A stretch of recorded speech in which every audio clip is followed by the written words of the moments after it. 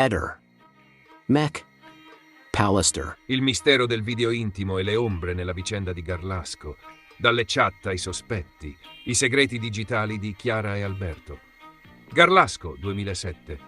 Una televisione accesa, una notizia diffusa da studio aperto, un padre indignato e un fratello che, con voce ferma, svela un segreto mai raccontato prima. È uno dei tanti frammenti oscuri che costellano la complessa vicenda dell'omicidio di Chiara Poggi, uccisa nella sua villetta il 13 agosto 2007. A distanza di qualche settimana dal delitto, la tensione nella casa dei Poggi è palpabile. Quel giorno, alle 12:30, lo schermo televisivo manda in onda un servizio che turba profondamente la famiglia. Esisterebbe un filmato che mostra aspetti intimi di Chiara e Alberto e dei loro problemi relazionali. Il padre di Chiara si indigna, un'altra bugia. Ma accanto a lui Marco Poggi, il fratello della ragazza, prende la parola e smentisce il genitore. Un video esiste. Non è un'affermazione generica. Marco ricorda un episodio preciso, che diventerà oggetto di un verbale redatto dai carabinieri il 18 ottobre 2007 e che sarà trasmesso alla magistratura. Un file scaricato da Alberto, una conversazione su MSN. Marco racconta di essere entrato un anno prima nella camera della sorella per navigare su internet. Il computer era acceso e ancora connesso a internet. Chiara si trovava nel salone e, secondo quanto riferito, stava scaricando un file dal computer di Alberto tramite MSN Messenger.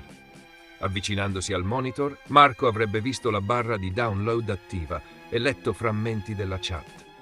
Non ricorda con precisione i contenuti testuali, ma dalle parole lette intuì che si trattava di materiale legato all'intimità della coppia. Il tono non era esplicito, ma i riferimenti erano abbastanza chiari da fargli pensare che il file contenesse immagini di natura personale. È un ricordo che lo perseguita, anche se mai del tutto confermato né da Alberto né da Chiara. Eppure, qualche giorno dopo, nel corso di un momento quasi surreale, Marco lo chiede direttamente ad Alberto. La scena al cimitero è la conferma di Stasi. Succede al cimitero, dove Marco e Alberto si ritrovano insieme a sistemare i fiori sulla tomba di Chiara. Mentre riempie l'annaffiatoio, Marco trova il coraggio di chiedere ad Alberto se fosse in possesso di un video intimo girato con la sorella. Alberto, racconta Marco, gli risponde con un sorriso, conferma l'esistenza del filmato e spiega che era stato girato col cellulare.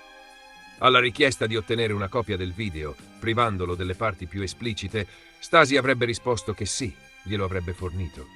Ma poi aggiunge: se vuoi puoi farlo tu, sei più bravo con il computer. Poco dopo, con l'arresto di Alberto, tutto sfuma e il presunto video non verrà mai mostrato né consegnato. Sempio e biasibetti al computer di Chiara. Ma c'è un ulteriore elemento che arricchisce il quadro. Nel verbale del 2007, Marco nomina anche Andrea Sempio, oggi indagato per omicidio in concorso, e l'amico Alessandro Biasibetti. I due, racconta Marco, erano soliti frequentare la sua casa tra la primavera e l'estate 2007, fino alla partenza per le vacanze il 5 agosto. Durante le visite trascorrevano del tempo nella saletta TV oppure nella camera di Chiara, utilizzando il computer. Non è chiaro se Marco abbia mai parlato del video con loro, né se i due ragazzi abbiano avuto accesso al file. Ma gli inquirenti nel tempo si sono chiesti se immagini viste accidentalmente o parzialmente potessero aver avuto un qualche ruolo nel movente dell'omicidio. La perizia tecnica, file criptati e accesso limitato. La conferma definitiva dell'esistenza dei video arriva dalla perizia informatica. Il 10 luglio 2007 il consulente tecnico Paolo Reale firma una relazione che verrà utilizzata nel primo processo, quello in cui Stasi sarà assolto. Dalla perizia emerge che sul portatile di Chiara erano presenti file compressi protetti da password, all'interno dei quali si trovavano filmini amatoriali girati insieme ad Alberto. Uno di questi file, nominato Tatina, è presente anche sul portatile di Alberto Stasi, in una cartella compressa. L'accesso era protetto e ben custodito. Secondo gli esperti era improbabile che un utente non esperto potesse entrarvi per errore. Chiara, quindi, aveva copia dei video. Li aveva salvati, probabilmente per affetto o intimità, in un formato che richiedeva conoscenze informatiche per essere aperto. Il suo computer, però, era stato utilizzato da molte persone, dal fratello, dagli amici, da Stasi stesso. L'ultima ricerca su Google è l'enigma delle 18:37. C'è poi un altro dettaglio emerso dalle analisi del PC. Alle ore 18:37 di un giorno di giugno, il computer di Chiara accede a un sito contenente materiale pornografico di interesse maschile, come riporta il perito. Tra parentesi annota, probabilmente il fratello. Ma a margine a penna qualcuno scrive: no, era via. Quel giorno, infatti, l'intera famiglia Poggi, Marco incluso, risulta essere già partita. A quell'ora il computer è acceso e operativo. Tra le ultime tracce lasciate dalla ragazza nel suo browser compare anche una frase carica di malinconia. Che fare quando l'amore vive lontano? Forse una ricerca fatta nei giorni in cui Alberto, impegnato con la stesura della tesi di laurea, era più distante, anche emotivamente. Le ricerche salvate su chiavetta, anoressia, abusi e casi irrisolti. Ma è un altro elemento a sollevare inquietudine. Venerdì 8 giugno 2007 Chiara salva su una chiavetta USB alcuni articoli tratti da siti di informazione femminile. A differenza del solito, quel giorno non si limita alla moda o ai consigli di bellezza. Scarica articoli su abusi, anoressia, pedofilia, ferite psicologiche. In particolare titoli come Abusati 550, Pedofili 1, 2, 3, Anoressia 1, 2, 3, 4, 5. Testimonianze di donne segnate da esperienze devastanti, a volte legate alla sessualità, altre al trauma affettivo o familiare. 2 articoli salvati parlano anche di cold case, di delitti irrisolti, di indagini basate su DNA e reperti, temi che, a distanza di anni, sembrano anticipare in modo sinistro ciò che sarebbe accaduto poco dopo. Il profilo psicologico di Stasi, il giudizio del carcere nel 2024. Nel 2024, lo psicologo del carcere di Bollate, dove Stasi è detenuto, redige una relazione in cui si parla di ossessiva visione di materiale pornografico meticolosamente catalogato. Una compulsione considerata eccessiva, persino per un giovane alla scoperta della propria sessualità. Nella stessa relazione si sottolinea come, nel linguaggio e nei pensieri di Stasi, non emergano mai riflessioni o empatia nei confronti dei genitori della vittima o dei familiari. Una freddezza che resta, per molti, un segno inquietante.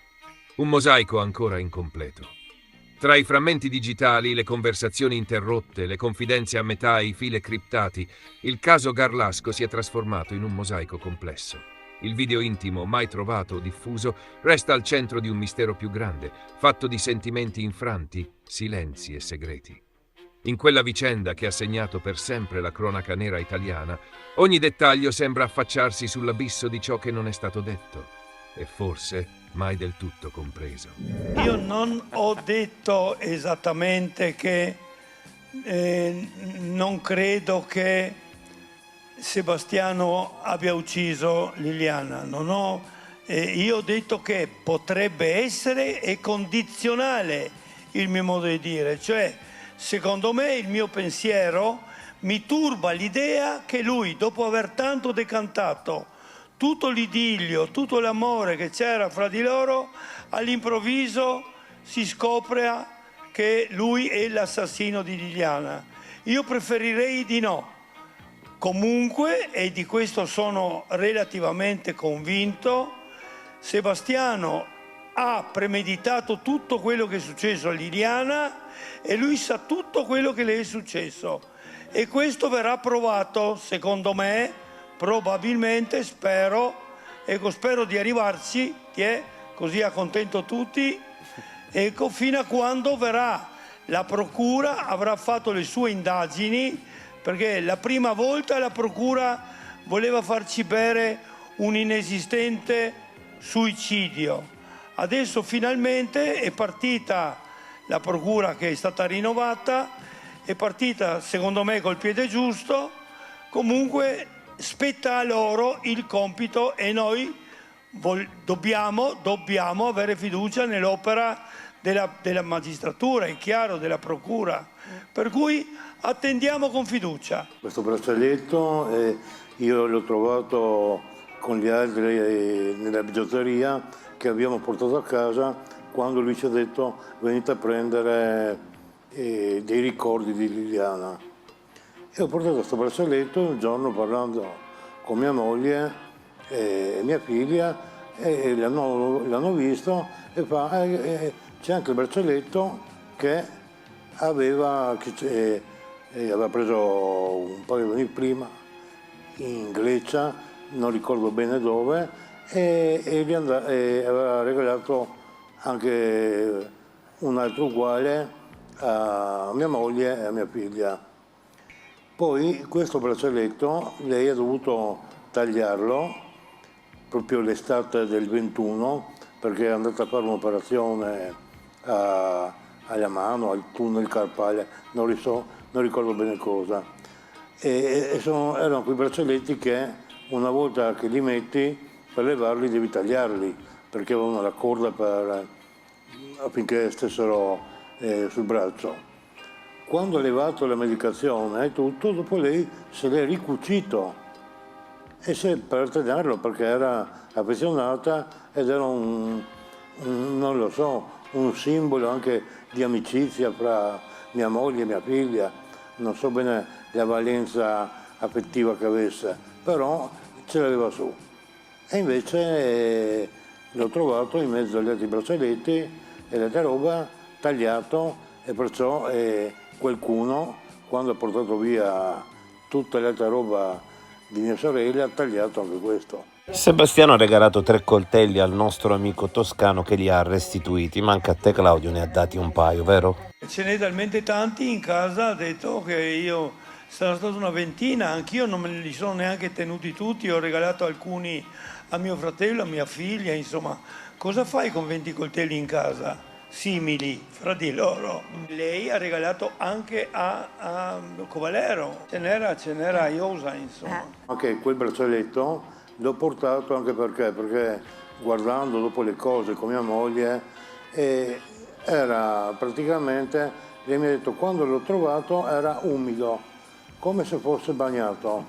Questo era che mi è sembrato strano, ecco. Anche adesso voglio dire che la procuratrice che ha accusato Sebastiano di essere l'artefice dell'omicidio fatto in via Weiss e il numero civico anche, tutto, e prima avete mostrato, no, là c'è tanta gente che va su e giù, e devo ricordare invece che in quel periodo eravamo agli sgoccioli del Covid, tanta gente non lavorava perché non aveva fatto il vaccino, allora restava a casa, non aveva neanche il Green Pass, non poteva uscire, perciò non è che ci fosse tanta gente, anzi Fatto benissimo a pochissima, non si circolava, quindi, esatto, non si circolava.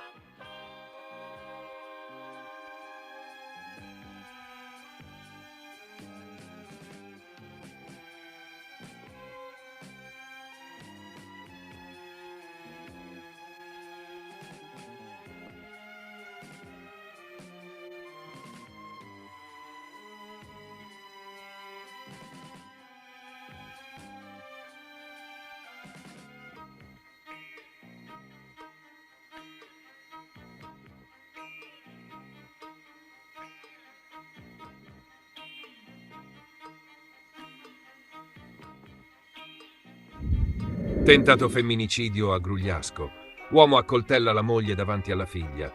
La donna lotta tra la vita e la morte. Nel pomeriggio di mercoledì 28 maggio 2025, la tranquilla cittadina di Grugliasco, alle porte di Torino, è stata scossa da un gravissimo episodio di violenza domestica che ha rischiato di trasformarsi in tragedia. Un uomo di 61 anni ha accoltellato la moglie, sua coetanea, colpendola ripetutamente all'addome durante un litigio degenerato improvvisamente. L'aggressione è avvenuta all'interno dell'abitazione della coppia, in via Moncalieri 47, sotto gli occhi della figlia di 24 anni, presente in casa al momento dei fatti. Secondo le prime ricostruzioni fornite dai carabinieri della compagnia di Rivoli, intervenuti prontamente sul posto, l'aggressore avrebbe impugnato un coltello da cucina e sferrato numerosi fendenti all'addome della moglie, provocandole gravissime ferite. L'allarme è scattato immediatamente.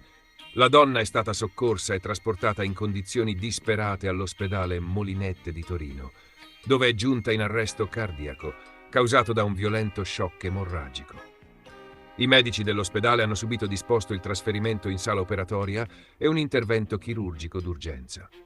Le ferite riportate sono profonde e multiple, Oltre alle lesioni all'addome, è stato necessario intervenire su organi interni, tra cui milza e intestino.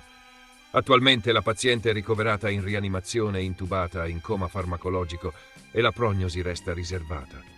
Le sue condizioni sono definite estremamente critiche dai sanitari. Ogni ora è decisiva per il suo destino. L'uomo è stato arrestato dai militari con l'accusa di tentato omicidio e si trova attualmente in stato di fermo. Le autorità non hanno ancora diffuso i nomi dei protagonisti della vicenda, nel rispetto della privacy e delle indagini in corso. Dai primi accertamenti sembra che non vi fossero precedenti episodi di violenza tra i due coniugi, ma saranno le indagini a chiarire se in passato si fossero verificati episodi sottaciuti di maltrattamenti. La figlia, sotto shock, è stata ascoltata dagli inquirenti come testimone chiave. La sua presenza al momento dell'aggressione potrebbe essere determinante per ricostruire nel dettaglio la dinamica e lo stato emotivo del padre al momento del gesto. Il pubblico ministero di turno ha aperto un fascicolo per tentato omicidio aggravato.